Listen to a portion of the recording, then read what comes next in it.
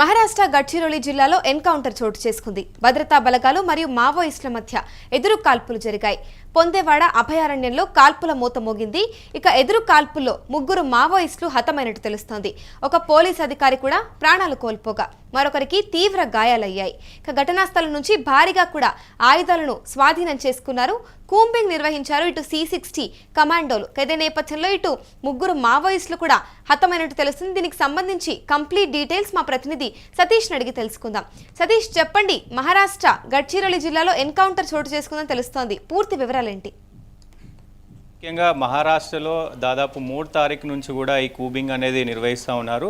మహారాష్ట్రలోని ఏదైతే నారాయణపూర్ అటవీ ప్రాంతం ఉందో అక్కడ పెద్ద ఎత్తున అక్కడ మావోయిస్టులు ఉన్నారని తెలుసుకున్నటువంటి C60 కమాండోస్, మహారాష్ట్రకు సంబంధించినటువంటి C60 కమాండోస్ కూడా మొత్తం ఈ కూబింగ్ నిర్వహిస్తున్నారు. దాదాపు 3 రోజుల నుంచి కూడా ఈ కూబింగ్ జరుగుతూ ఉంది. దాంట్లో అక్కడ ఉన్నటువంటి మావోయిస్టులకి అలాగే పోలీసు కమాండోలకి పెద్ద ఎత్తున భీకర కూబింగ్ నడిచింది. భీకర ఎదురుకాల్పులు కూడా జరిగినాయి. దాంట్లో ముఖ్యంగా 3 మావోయిస్టులు హతమైనట్టు తెలుస్తూ ఉంది. దాంతోపాటుగా పలు C60కి సంబంధించినటువంటి ఏదైతే కమాండోస్ ఉన్నారో ఆ కమాండోస్కి కూడా 2 చనిపోయినట్లు తెలుస్తూ ఉంది. ముఖ్యంగా చనిపోయిన వారిలో దీపక్ చిన్న C60 కమాండోకి సంబంధించి దీపక్ చిన్న ఆయన కూడా ఉన్నారు. దానికి సంబంధించి జాగో మాధవి అనే కమాండర్ కూడా మరణించినట్లు తెలుస్తూ ఉంది. ముఖ్యంగా భీకర దాడులు, అలాగే అక్కడ మావోయిస్టులు కూడా ఉన్నారు అని చెప్పేసి పకడ్బందీ సమాచారంతోనే అక్కడికి వెళ్ళారు. సో అక్కడ మొత్తం అటవీ ప్రాంతం, పెద్ద దండకారణ్యం. సో దీనికి సంబంధించి గాయాలు కూడా కీలక నేతలేనా సతీష్? ప్రస్తుతం పోలీసులకు సంబంధించి ఏదైతే అక్కడ జరిగినటువంటి మృతదేహాలను 3టిని కూడా అక్కడ పోలీసులు సరెండర్ చేసుకున్నారు. మావోయిస్టులు 3, అలాగే పోలీసులు C60కి సంబంధించినటువంటి పోలీసులు 2. సో వాళ్ళని హెలికాప్టర్లో హాస్పిటల్కు తరలించారు. కొంతమందికి గాయాలు కూడా అయినాయి. సో పెద్ద ఎత్తున అంటే భీకర యుద్ధాలు జరిగినాయి. దాంట్లో పాటుగా ఇటు మావోయిస్టులు చనిపోవడం, అటు పోలీసులు కూడా చనిపోవడం పెద్ద ఎత్తున చర్చనీయాంశంగా మారింది. ముఖ్యంగా ఈ దాడులకు సంబంధించి ఇప్పటికే పెద్ద ఎత్తున అంటే ఏదైతే వీళ్ళు ఆపరేషన్ కగార్ పేరుతో ఇదంతా కూడా నిర్వహిస్తూ ఉన్నారో మార్చి 31 కల్లా మొత్తం కూడా ఈ ఆపరేషన్ కగార్ అనేది నిలిపివేయాలంటూ కూడా ఒకవైపు అంటే వాళ్ళు అనుకున్న డేట్ కల్లా మొత్తం మావోయిస్టులోనే లేకుండా చేయాలనేది దాంతోనే వెళ్తూ ఉన్న పరిస్థితులు కనబడుతూ ఉన్నాయి. ఇప్పుడు చనిపోయిన వాటిలో మావోయిస్ట్ దాంట్లో కూడా ఏదైతే మావోయిస్టుకు సంబంధించి పెద్ద ఎత్తున వీళ్ళు కమాండోస్ కూడా ఉన్నారు. వీళ్ళ ఏదైతే మాలు పాడ దీనికి సంబంధించి PPCM కమాండోకి సంబంధించిన వ్యక్తి క్రాంతి అలియాస్ జమునా రైను. సో ఈమె కూడా కంపెనీ కమాండర్. సో ఇంకొక వ్యక్తి పేరు అంటే సమాచారం రాలేదు. సో ముఖ్యంగా 3 చనిపోయారు. వీళ్ళిద్దరు కూడా కీలక నేతలు. అక్కడ లోకల్గా మహారాష్ట్రలో ఉన్నటువంటి అక్కడ ఏరియా కమాండర్స్గా పనిచేస్తూ ఉన్నారు. సో పెద్ద ఎత్తున వీళ్ళకి రివార్డులు కూడా ఉన్నట్టు తెలుస్తూ ఉంది. ముఖ్యంగా నేతలంతా కూడా ఇంకా అక్కడ కూబింగ్ ప్రస్తుతం నడుస్తూ ఉంది. మావోయిస్టులు అక్కడ మహారాష్ట్రలో పెద్ద ఎత్తున ఉన్నారు. సో అక్కడ ఎదురు కాల్పుల్లో ఎవరైనా పట్టుబడ్డారా మావోయిస్టులు?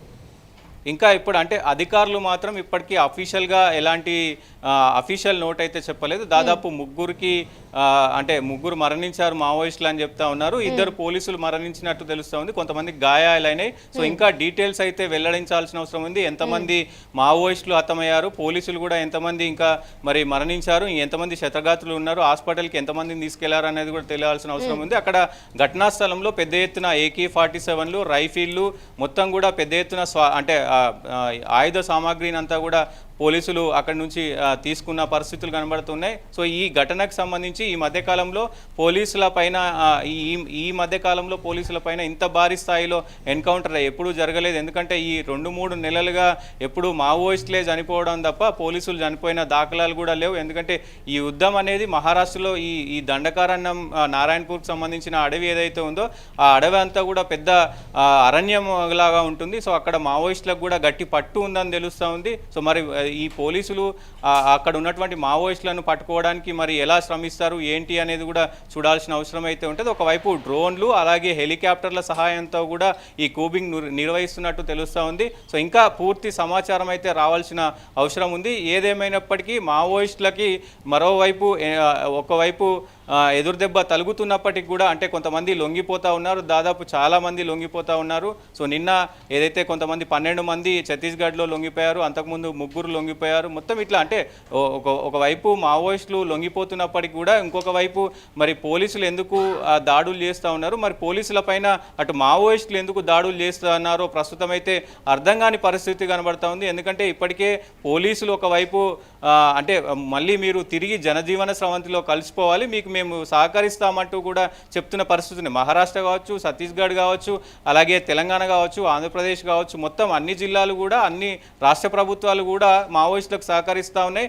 సహకరించి వాళ్ళు జనజీవన స్రవంతిలో కలిసిపోతే కనుక వాళ్ళకు తక్షణ సహాయం కింద దాదాపు 50,000 ఇవ్వడం కానీ, వాళ్ళకున్న రివార్డులు ఏవైతే ఉన్నాయో ఆ రివార్డులు ఇవ్వడం కానీ ఇవన్నీ కూడా ఇస్తూ ఉన్నారు. మరి ఎందుకు ఈ కాల్పులు జరుగుతున్నాయి అనేది కూడా ఒక చర్చనీయాంశంగా మారింది. ఒకవైపు ఏదైతే ఈ మావోయిస్టుకు సంబంధించినటువంటి సానుభూతి పరులు ఉంటారో వీళ్ళందరూ బీజేపీ ఒక కుట్ర చేస్తుంది, ఈ అంటే ముఖ్యంగా గిరిజనులకు సంబంధించిన హక్కులను కాలరాస్తుందంటూ కూడా ఒకవైపు వాళ్ళు మాట్లాడుతున్న పరిస్థితులు కనబడుతూ ఉన్నాయి. ఏదేమైనప్పటికీ మార్చి 31 కల్లా ఈ ఆపరేషన్ కగార్ అనేది మొత్తం కూడా ముగియనుందని ఇప్పటికే అటు అధికార వర్గాలు అయితే వెల్లడిస్తూ ఉన్నాయి. అమూల్య, రైట్, ఈ అంశం పైన మళ్ళీ మీతో కనెక్ట్ అవుతుంది సతీష్. మహారాష్ట్ర గడ్చిరోలి జిల్లాలో ఎన్కౌంటర్ చోటు చేసుకుంది. భద్రతా బలగాలు మరియు మావోయిస్టుల మధ్య ఎదురు కాల్పులు జరిగాయి. పొందేడు అభయారణ్యంలో కాల్పుల మోత మోగింది. ఎదురు కాల్పుల్లో 3 మావోయిస్టులు హతమైనట్టు తెలుస్తోంది. ఒక పోలీస్ అధికారి కూడా ప్రాణాలు కోల్పోగా మరొకరికి తీవ్ర గాయాలయ్యాయి. ఘటనా స్థలం నుంచి మొత్తంగా భారీగా ఆయుధాలను కూడా స్వాధీనం చేసుకోవడం జరిగింది.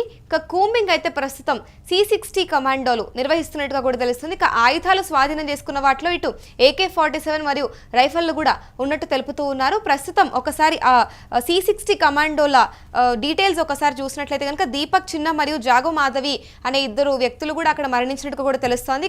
ప్రస్తుతం అయితే ఈ ఆపరేషన్ కగార్ని మార్చి 31 వరకు ఖచ్చితంగా ముగిస్తాము అంటూ మావోయిస్టుల ఆనవాళ్లు లేకుండా కూడా చేస్తామంటూ తెలుపుతూ ఉన్నారు. ప్రస్తుతం మావోయిస్టులకు సంబంధించి మల్లుపాడ ఇంకొకరు క్రాంతి అలియాస్ జమున రైను అయితే ఇందులో మరణించినట్టు జరిగింది. ఇంకొక ఆ ఏరియా కమాండర్ పేరైతే ఇంకా బయటికి రావాల్సి ఉంది. పూర్తి సమాచారం కూడా ఇంకా ఈ ఎదురుకాల్పులకు సంబంధించి వెలువడాల్సి ఉంది. ప్రస్తుతానికైతే ఈ ఎదురుకాల్పుల్లో 3 మావోయిస్టులు హతమయ్యారు. ఇక్కడ 2 పోలీస్ కమాండర్లు మరియు ఒకరికైతే తీవ్ర గాయాలయ్యాయని కూడా తెలుస్తోంది.